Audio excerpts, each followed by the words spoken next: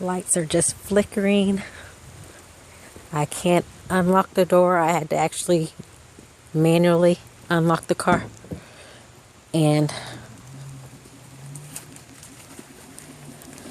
this is the only light I could get on in the car. Is the caution light blinks. If I put the key in the ignition, it's completely black. I try to push. I'm pushing. It's doing nothing. No lights come on or anything. Only thing that blinks is the caution light and my back lights. And it's just making this click noise from the trunk. It sounds, from the hood. It sounds like it's just making a click sound.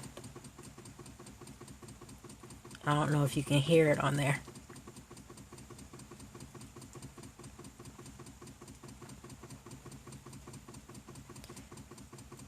No, I'll probably have to put it on the diagnostics to see, but I've been Googling it and I'm hearing that it could be some type of 57 fuse, alternator, or battery.